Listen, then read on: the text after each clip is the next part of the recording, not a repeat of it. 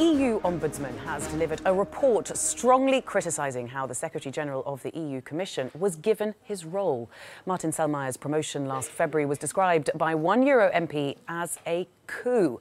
The report criticised the Commission on conflict of interest, the composition of a consultative committee, the selection process itself, and using secrecy to create a sense of urgency about the appointment. Well, joining us now from Brussels for more on this story is our correspondent Brian Carter. Brian, good morning to you. What sort of fallout have we seen so far from all of this? Good morning, Belle. Well, this story has been going on for quite a while in Brussels. They even called it the Selmayr Gate.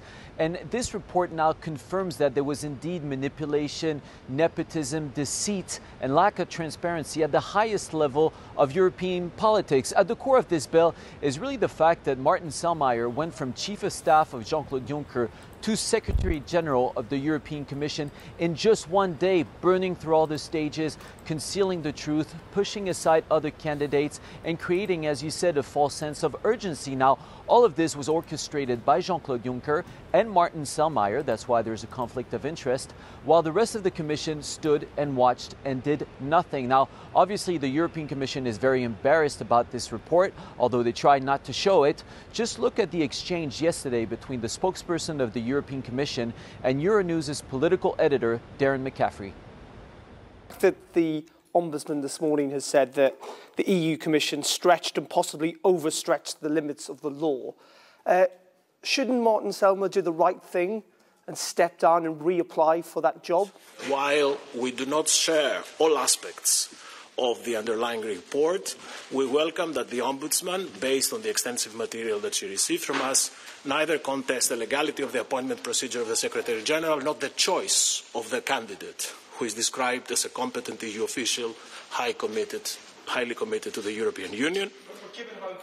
I'm sorry to interrupt you. In the Commission press room, you have to ask for the floor, and then I will give it to you. Do you have a follow-up?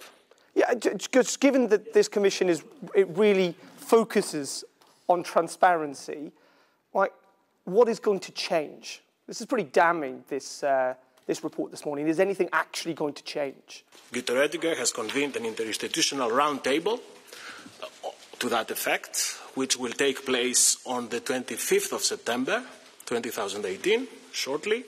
And we hope that these discussions will allow us to guarantee the excellence and independence of the EU civil service, working for the benefit and in the common interest of our citizens.